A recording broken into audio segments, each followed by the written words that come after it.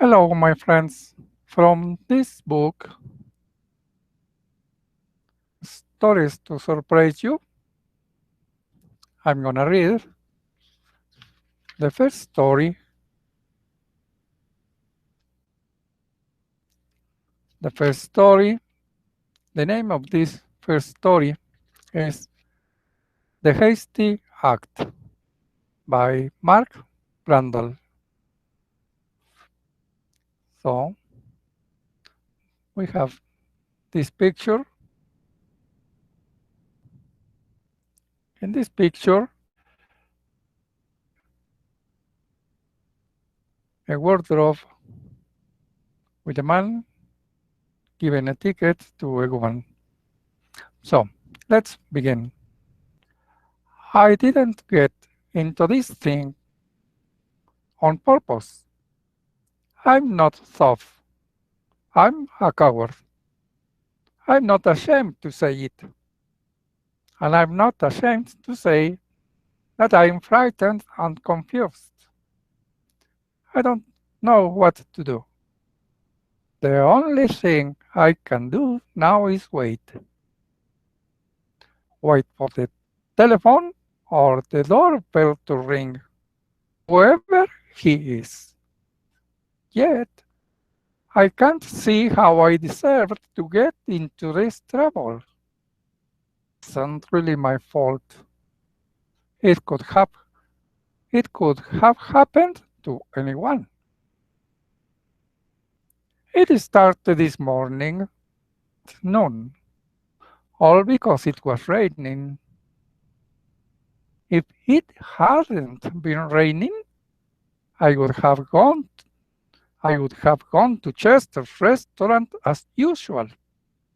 But it's a long way to Chester's from my office, so I put on my raincoat and ran across the street to Pierre's. Pierre's is expensive, a place where I can't afford to have lunch very often. Well, I left my raincoat in the coach room in the hall, followed the manager to a table, and ordered a drink. I had to. That was my real mistake, I suppose. It probably influenced what happened then, because the drinks made me feel freer and braver than I usually do. As I finished lunch, I saw her. She was the kind of girl who works for a very expensive fashion magazine, with a beautiful hat and long white gloves. She was too nice looking. Her hair was too golden. Her face was too perfect. Her clothes were too expensive. Straight towards me and smiled charmingly. Hello, she called. Where have you been lately? I looked behind me. There, but the wall.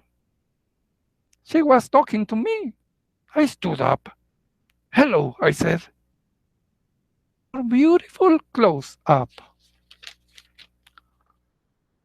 I pushed a chair toward her, and she sat down.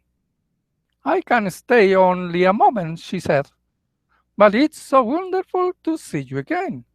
She took my hand and pressed it between her cool, white-gloved ones.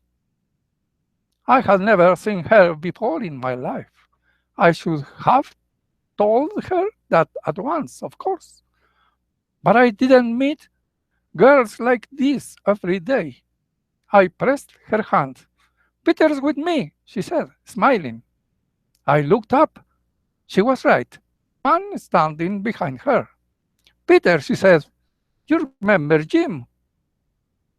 Because the strange thing is that although my name is Charles, there has been 10 years ago in school when some people had called me Jim. Sure, the young man said, sure. He gave me his hand in a friendly way. I didn't like him at all. He was a large he was a large young man in a gray suit. Wrong. He was too handsome. His suit was too expensive, too short. His tie too loose. Hello, I said. He leaned over the table. I'm sorry, we have to go, Alice, he said to the girl. Turning to me, we've got to get back to the Waldorf and pack our bags. We're leaving for the West tonight. That's what I mean about him. He didn't have to tell me that he could afford to stay at the Waldorf. He could have said just the hotel and left it at that. I stood up. Well, it was nice seeing you both. I began trying to get away, but when I left, found I was still with them. Peter put his hand on my shoulder and we started for the door. Where have you been all this time, Jim? Oh, around. The effect of the drinks was beginning to fade. Now, I just wanted to get away before they discovered that I wasn't Jim after all. I wasn't their Jim. Anyway, I got the ticket for my coat out of my pocket. Let me do it. He took the ticket out of my hand before I could stop him. I stood with Alice while he got our coats. Gave the tickets to the courtroom guard. I wish we weren't going now, Alice was saying. So do I said, smiling uncomfortably at her while Peter came back with my plain raincoat and his own expensive coat. He started to help me put mine on, but I took it and threw it over my arm. Goodbye, I said. It was nice seeing you. When I got outside, it had stopped raining, so I just carried my raincoat back to the office over my arm and hung it up beside my door. Until I was leaving at 6 that I put it on again. It was halfway down the stairs before I noticed that there was a bundle in my pocket. An envelope. It felt as though it were filled with papers. I took it out, wondering where it had come from. There was no name on it. Then I saw that it wasn't shut. I opened it and looked inside. I almost fainted. Right there, it wasn't papers. I went back up to my office. I locked the door. The money and counted it. I counted it twice. $2,365. I decided what to do at once. I remembered that Peter had gotten my coat from the courtroom. I didn't know what they had planned to do or why they had put all that money into my pocket or what I was supposed to do with it. I didn't care. Was that I didn't want any part of their game. The Waldorf at once. It took me some time to find the room. I only know their first names, but I described them carefully. I was afraid that they had gone, but they were both in the room when I walked in. Peter was packing some shirts. He looked up and smiled when he saw me. Well, hello, look here, he said. Hello, Jim. I didn't smile back this time. I don't know what you want, I said. And I don't want to know. But you made a mistake about who am I? I never saw either of you before in my life. Here. And I threw the envelope on the bed. He didn't even look at it. He just stood there with a frozen smile on his face, staring at me, hanging at his sides. He was a lot stronger and bigger than I am. I turned and walked out of the room as fast as I could. In fact, I almost ran down the hall. I felt good. I felt I had done the best thing I could and had gotten myself out of a questionable situation.